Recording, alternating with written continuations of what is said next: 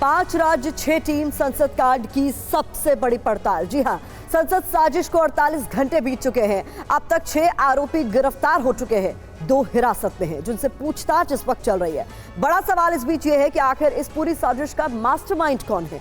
इस सवाल का जवाब फिलहाल पुलिस भी तलाश रही है। पुलिस हर उस सुराग का पीछा कर रही है जो इस साजिश की जड़ और जाल तक पहुंचा सके।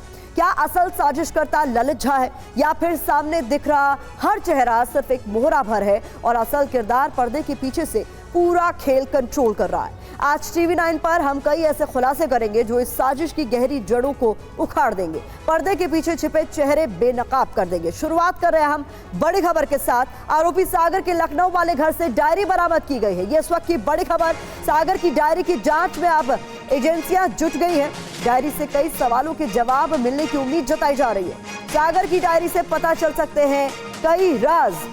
तो ये डायरी आपको जो तस्वीरों में नजर आ रही है, ये सागर की बताई जा रही है, जिसका लखनऊ में घर है। और ये डायरी चूंकि एजेंसियों के हाथ लगी है, माना जा रहा है कि इसके तहत इन्वेस्टिगेशन में बड़ी कामयाबी भी मिल सकती है। ये डायरी आप देखिए और इसमें क्या कुछ लिखा है, कोशिश कर रहे हैं हम हाईलाइट कर आपको बताने की। यहाँ ये जो हाईलाइटेड पोर्शन है, इसमें लिखा है घर से विदा लेने का समय नजदीक आ गया है। एक तरफ डर भी है और दूसरी तरफ कुछ भी कर गुजरने की आग भी दहक रही है। ये तमाम बातें उसने लिखी है और ये 6 तारीख को लिखी गई है। 6 तारीख 2021 में ये बात लिखी गई थी। तो हम इसके अलग अलग पन्नों को आपके सामने रख रहे हैं कि कब से इसके दिमाग में क्या कुछ चल रहा था, इसे समझने की कोशिश इसी डायरी के पन्नों से निकाली जा रही है। प्रतीक्षा की है तो एक दिन आएगा जब मैं अपने कर्तव्य की ओर बढ़ूंगा। दुनिया में ताकतवर व्यक्ति वो नहीं जो छीनना जानते हैं, ताकतवर व्यक्ति वो है जो हर सुख त्यागने की क्षमता रखते हैं। ये तमाम बातें उसने अपनी डायरी में लिखी है। तो ललित की डायरी, माफ कीजिएगा, सागर की डायरी लखनऊ से जो मिली है, उसको लेकर अब इन्वेस्टिगेशन तेज हो गया है और कोशिश की जा रही है कि इसके जरिए कुछ राज उनसे पर्दाफाश हो सके।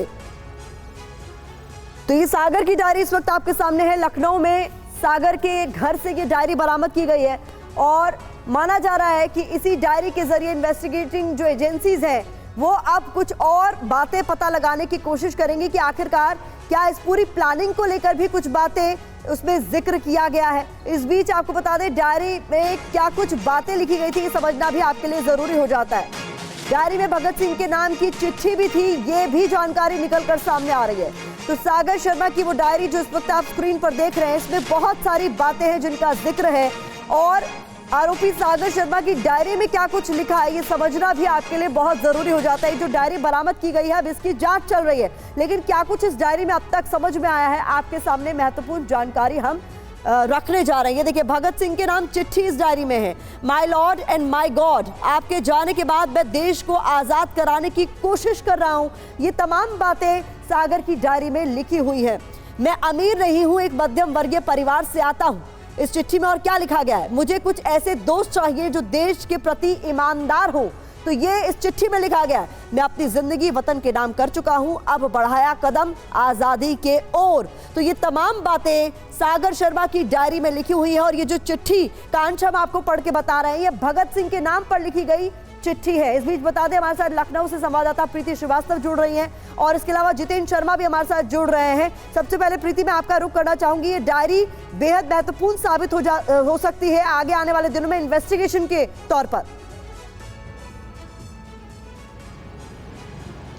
बिल्कुल, ये जो सागर के घर से ये डायरी मिली है, डायरी के कुछ पन्ने हम लोगों के हाथ लगे हैं जिसमें साफ तौर पे सागर ने लिखा है कि काश मैं ये सारी जो बातें हैं वो अपने माँ बाप को समझा पाता और देश को आज़ाद करवाने का समय आ चुका है, मुझे घर से विदा लेने का समय आ चुका है। और साथ ही इस डायरी के पन्नों के साथ साथ और भी कई अहम राज हैं जो अब खुलेंगे। साथ ही मैं आपको बता दूँ कि कुछ दिन पहले जब सागर पकड़ा गया था, उसके बाद जब हमने उसके घर वालों से बात की थी तो उसका फेसबुक प्रोफाइल हमारे हाथ लगा था। उस फेसबुक प्रोफाइल में भी इसी तरीके की जो बातें हैं वो लिखी गई थी। और जब हमने उसके परिवार और अड़ोसी पड़ोसियों से बात की थी, उसके दोस्तों से बात की थी, तो वो उन्होंने साफ तौर पे कहा था कि सागर जो है वो भगत सिंह को फॉलो करता था, भगत सिंह का भक्त था। और साथ ही वो जब सोसाइटी में और जब कॉलोनी में इस तरीके के देशभक्ति के 15 अगस्त और 26 जनवरी का जब प्रोग्राम होता था तो उसमें वो भगत सिंह की जो है वो भूमिका में नजर आता था, भगत सिंह बनता था। और कई दिन ऐसे हो जाते थे कि वो भगत सिंह की जैसे मूछें लगाकर कॉलोनी में घूमता था। ऐसा उसके दोस्त ने कल कल कहा था TV9 के कैमरे पे कि वो कई बार ऐसा होता था कि भगत सिंह की जैसे मूछें लगाकर वहाँ पे घूमा करता था। और साथ ही ये जो डायरी के जो पन्ने मिले हैं उसमें उसने साफ तौर पे लिखा है कि ये जो बातें हैं ये मैं अपने माँ बाप को भी समझा पाता।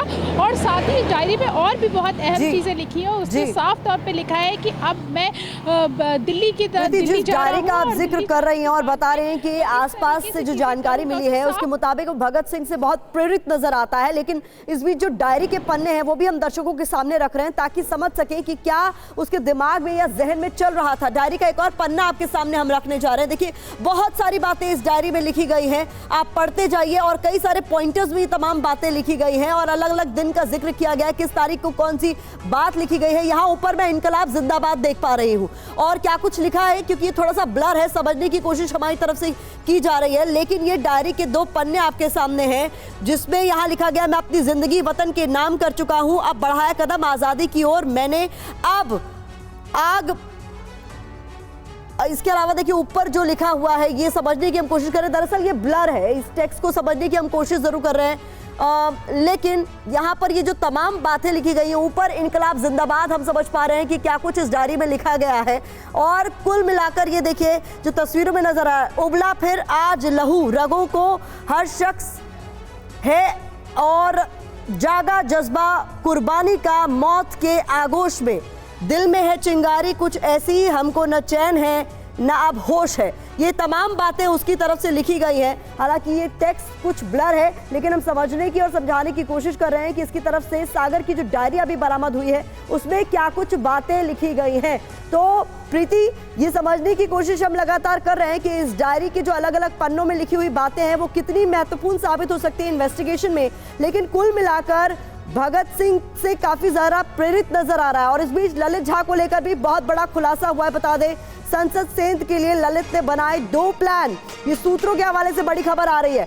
एक प्लान फेल होने पर दूसरा प्लान तैयार था, ये इस वक्त की बड़ी खबर आपके सामने।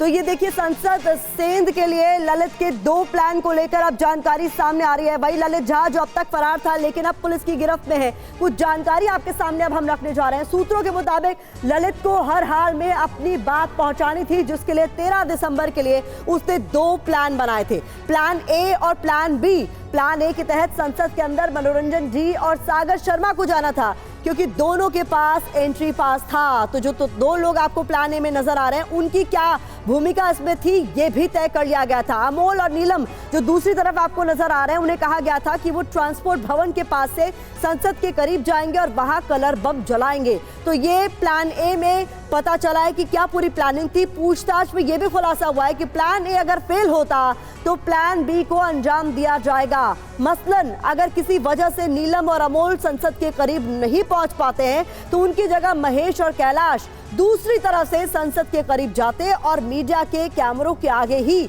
उन कलर बम का इस्तेमाल करते जिनका इस्तेमाल हुआ और नारेबाजी भी करते। 12 दिसंबर की रात ही जब महेश और कैलाश गुरुग्राम में विक्की के घर नहीं पहुंचे तो अमोल और नीलम को हर हाल में ये काम करने का जिम्मा सौंपा गया कि आपको ये करना ही करना है। इसके बाद ललित ने छिपने का पूरा प्लान बनाया। तो ये पूरी जानकारी निकलकर सामने आई है और भी कई ऐसे राज हैं जिनसे पर्दा उठना बाकी है। जितेंद्र शर्मा आपका मैं रुख करना चाहूंगी, ये बहुत बड़े खुलासे यानी तैयारी इस हिसाब से की गई थी कि इस प्लान को अंजाम देना है चाहे ऐसे चाहे वैसे।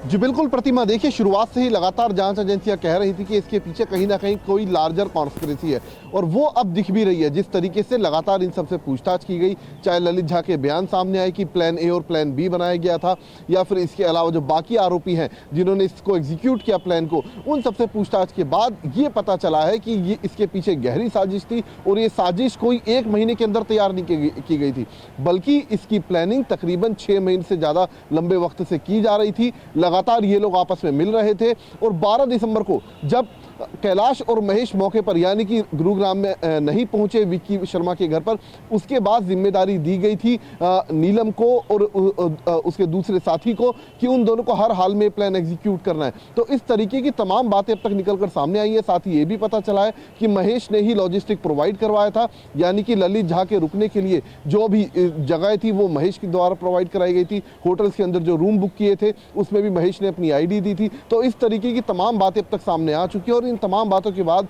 एक बात और बिल्कुल साफ हो जाती है कि कहीं ना कहीं इस पूरी प्लानिंग का जो मास्टरमाइंड है, हो सकता है, जो जांच एजेंसियां मान रही है कि हो सकता है वो ललित झा हो, लेकिन क्या ललित झा के ऊपर भी बड़ी कोई खबर दी है तो और ये अपने दर्शकों को हम बताने जा रहे हैं कि ललित पर अब मास्टरमाइंड होने का शक गहराता जा रहा है। इस वक्त की बड़ी खबर है, जैसा कि जितेंद्र भी कह रहे थे, पुलिस पूछताछ के आधार पर ये बड़े खुलासे हो रहे हैं। ललित ने बनाया है पूरी साजिश का प्लान, ये अब तक की जांच में समझ में आ रहा है। साजिश में महेश कैलाश की भी मदद ली गई है, लेकिन जो मेन मास्टरमाइंड माना जा रहा है वो तस्वीरों में नजर आ रहा ललित झा ही माना जा रहा है अब तक की जांच में। तो कुल मिलाकर ललित ने ही बनाया है पूरी साजिश का प्लान। इसको लेकर ये बड़ा खुलासा बताया जा रहा है कि साजिश में महेश कैलाश की भी इस बीच मदद ली गई है। अब सबूतों का इशारा मास्टरमाइंड ललित झा, जैसा कि हम आपको बता रहे हैं, कुछ महत्वपूर्ण जानकारी आपके सामने हम रखेंगे। क्यों माना जा रहा है कि ललित झा ही इस पूरी प्लानिंग का मास्टरमाइंड था? दरअसल पूरी साजिश का प्लान बनाया उसने, ये अब तक की जांच में समझ में आ रहा है। संसद भवन के बाहर वो चूंकि मौजूद था, साथ ही साथ नीलम अमोल के प्रोटेस्ट की वीडियो उसी ने बनाई है, ये अब तक की जांच में साफ हो चुका है। नीलम अमोल के पकड़े जाने पर ये फरार हो गया। इसके अलावा चारों दोस्तों के फोन लेकर ये बच निकला ताकि उन्हें ट्रेस ना किया जा सके, उनकी कोई जानकारी बाहर ना आ सके। दिल्ली से फरार होकर राजस्थान गया क्योंकि उसकी लोकेशन वहां ट्रेस की गई थी। राजस्थान में दोस्त महेश के पास वो पहुंचा। फिर 13 दिसंबर को महेश कैलाश से वो मिला भी। महेश कैलाश को मदद के लिए तैयार भी उसकी तरफ से किया गया। महेश ने एक होटल में इसे कमरा दिलवाया और इसके अलावा जानकारी है कि होटल के कमरे से हर चीज पर नजर रखी जा रही थी। सभी दोस्तों के फोन राजस्थान में फेंक दिए गए, नष्ट कर दिए गए। फोन गायब करने में महेश कैलाश भी शामिल है। अब तक की जांच में ये साफ हो गया, कई महीने पहले से तैयारी कर रहा था ललित, और ये माना जा रहा है। ये तमाम जानकारी सूत्रों के हवाले से अब तक सामने आ रही है।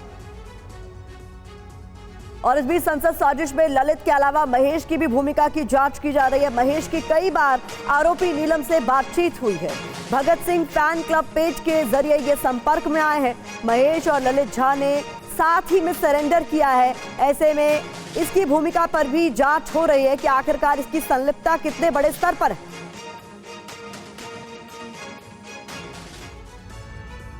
और इस बीच दो नए किरदार भी सामने आ गए हैं, तो इनकी पूरी कुंडली अब आपके सामने हम रखने जा रहे हैं कि वो दो नए किरदार कौन कौन से हैं। एक है महेश जो इस तरफ आपको नजर आ रहा है, दूसरा है कैलाश। और खुलासा हुआ है कि संसद साजिश में ये शामिल थे। इसके अलावा जानकारी है कि ललित झा और महेश का बड़ा रोल माना जा रहा है। बड़ा खुलासा ये हुआ है कि इन दोनों का भी रोल बड़ा है। ललित महेश का एक साथ सरेंडर होना भी इशारा कर रहा है कि ये दोनों ही हो सकता है कि मास्टरमाइंड हो। नागौर का रहने वाला महेश मजदूर है पेशे से। इसके अलावा जो खुलासे हुए वो आपके सामने हम रख रहे हैं ताकि आप समझ सके कि महेश और कैलाश किस तरीके से इस पूरी पिक्चर में एकाएक सामने आ गए हैं। और महेश और ललित ने चूंकि एक साथ सरेंडर किया, अब इनकी भूमिका की भी जांच हो रही है। दरअसल इन दोनों को भी उस दिन संसद में जो कुछ हुआ है उस प्लानिंग का हिस्सा होना था, लेकिन ये समय रहते गुरुग्राम नहीं पहुंच सके थे, इसलिए इस प्लानिंग के पार्ट ए को अंजाम दिया गया। तो ये पूरी जानकारी आपके सामने हम रख रहे हैं और ताकि आप समझ सकें इन दोनों का किरदार किस तरीके से रहा है। महेश को भी साजिश में शामिल होना था। 13 दिसंबर को साजिश में महेश को भी शामिल होना था। ये इस वक्त हमें बड़ी खबर मिल रही है। आखिरी मौके पर ललित ने प्लान को बदल दिया। महेश को नागौर में ही रहने को कहा गया। महेश को बाद के इंतजाम का जिम्मा सौंपा गया कि ये सब कुछ प्लानिंग के तहत होता है, तो आगे आप हमारे रहने का जिम्मा आपके सर पर है, ये तय किया गया नई प्लानिंग के आधार पर। तो महेश जिसे पहले इस प्लानिंग का हिस्सा होना था, उसे बाद में रहने के इंतजाम का जिम्मा सौंपा गया। और इस बीच दिल्ली पुलिस की स्पेशल सेल का एक्शन देखने को मिला है। संसद साजिश की जांच के लिए 6 टीमों का गठन कर दिया गया है। जहां आरोपी गए उन लोकेशन पर भी अब जांच की जाएगी, यानी जांच का दायरा लगातार बढ़ता हुआ। संसद साजिश की जांच के लिए 6 टीमों का गठन कर दिया गया है और ये माना जा रहा है कि जिस लोकेशन पे ये पूरा प्लान हुआ वहां पर भी ये टीमें जाएंगी और पूरा जो इन्वेस्टिगेशन है उसे आगे बढ़ाएंगी।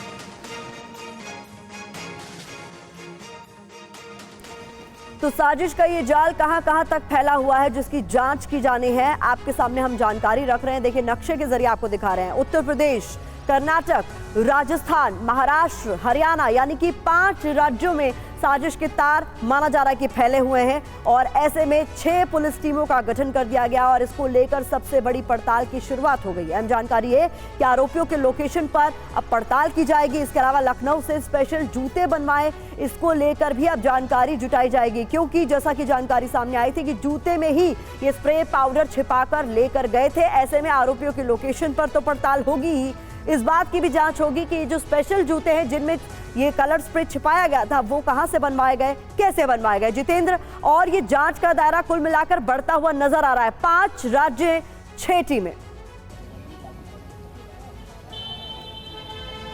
जी बिल्कुल, देखिए, जो आरोपी रिमांड पर लिए गए हैं उन सभी आरोपियों को अलग अलग स्पॉट पर ले जाया जाएगा, यानी कि अलग अलग शहरों में लेकर जाया जाएगा। जैसे ललित झा को कलकत्ता वेस्ट बंगाल लेकर जाया जाएगा, जहां पर एनजीओ बताई जा रही, जिस एनजीओ से जुड़ा हुआ था, उस एनजीओ की जो फंडिंग होती है उसकी भी मनी ट्रेल को खंगालने की फिलहाल जांच एजेंसियां कोशिश करेंगी। इसके अलावा जिस जगह से इन्होंने जूते बनवाए, देखिए खासतौर से जूते तैयार किए गए थे, उनमें एक ऐसी कैविटी तैयार की गई थी जिसके अंदर इस तरीके का कलर स्मोक छुपाया जा सके। तो जूते कहां पर बनवाए थे, किस तरीके से ऑर्डर दिया गया था, तो इस बात की भी तफ्तीश की जाए, क्योंकि चार्जशीट के अंदर ये तमाम बातें लिखी जाएंगी ताकि मजबूती के साथ कोर्ट के अंदर जांच एजेंसी अपने केस को पेश कर सके। तो ये तमाम इन्वेस्टिगेशन के एंगल होंगे जो अब आने वाले दिनों में रिमांड के दौरान आरोपियों से उस एंगल पर मामले की तफ्तीश को बढ़ाया जाएगा, उनसे पूछताछ की जाएगी और उनको अलग अलग शहरों में अलग अलग ठिकानों पर जांच के लिए ले जाया भी जाएगा। जी, आप बता रहे हैं जितेंद्र की किस तरीके से पूरी जांच का दायरा अब बढ़ता हुआ नजर आ रहा है। 5 राज्यों में 6 टीमें बाकायदा लोकेशन पर जाएंगी और इस पूरे मामले की जांच करेंगी। और इस बीच एक और बड़ी खबर आपके सामने, निलंबित सांसदों से मिली सोनिया गांधी। संसद परिसर में दरअसल निलंबित सांसदों ने प्रदर्शन किया है। संसद परिसर में ही गांधी प्रतिमा के सामने विरोध प्रदर्शन हुआ है। प्रदर्शन के दौरान सोनिया गांधी ने इन सांसदों से मुलाकात की है। लोकसभा के 13, राज्यसभा के 1 सांसद को निलंबित किया गया। संसद की कार्यवाही में बाधा डालने पर ये तमाम सांसद निलंबित हुए थे। दरअसल ये जो संसद में सुरक्षा सेंध का पूरा मामला सामने आया था, इस पर विपक्ष जोरदार हंगामा कर रहा था। इसके बाद कुल 14 सांसदों को जो है निलंबित किया गया, जिसमें लोकसभा के 13, राज्यसभा के 1 सांसद हैं और वो आपको तस्वीरों में भी नजर आ रहे हैं। इसी पर ज्यादा जानकारी के साथ मनीष झा हमारे साथ जुड़ गए हैं। मनीष, ये बताइए कि सोनिया गांधी की जो मुलाकात हुई उसमें क्या बात हुई, इसको लेकर जानकारी सामने आई क्या? देखिए, कोशिश यही थी कि सोनिया गांधी की मुलाकात के बाद खास करके कांग्रेस पार्टी और विपक्षी दल ये संदेश देने की कोशिश में है कि संसद की सुरक्षा को लेकर जो सवाल उठाए जा रहे हैं विपक्षी दलों की तरफ से, उन सवालों को उठाने का क्रम जारी रहेगा। सरकार की तरफ से जो ये कोशिश की जा रही है कि विपक्षी सांसदों को ना बोलने दिया जाए, तो वो इससे दबने वाले नहीं है। कम से कम यही ओवरऑल मैसेज के साथ सोनिया गांधी ने उन तमाम निलंबित सांसदों से यहाँ पर बात की है। उनका कहना है कि ये केवल सरकार या विपक्ष का मसला नहीं है, ये देश की संसद का मसला है, ये देश के लोकतंत्र का मसला है और वैसी स्थिति में निलंबन के डर से वो अपनी बात से चुप हो जाएंगे, ऐसा नहीं होने वाला। कम से कम विपक्षी दल यही संदेश सरकार को दे रहे हैं। वहीं दूसरी तरफ अगर आप देखा जाए तो सरकार की तरफ से, या फिर जैसा कि लोकसभा के स्पीकर ने कहा था कि लोकसभा या संसद प्रीमाइसेस की सिक्योरिटी का जिम्मा वो सरकार का नहीं बल्कि संसद की सुरक्षा का जिम्मा लोकसभा अध्यक्ष का है। तो वैसी स्थिति में उनकी तरफ से ये है कि हम अपनी जांच जारी है, जांच चल रही है, हम सिक्योरिटी का इंतजाम कर रहे हैं, लेकिन इसके नाम पर अगर सदन की कार्रवाई में अगर कुछ गलत किया जाता है विपक्षी दलों के द्वारा या किसी भी सांसदों के द्वारा, तो उनके खिलाफ भी कार्रवाई होगी। तो ये दो तरफा संदेश दोनों तरफ से दिया जा रहा है।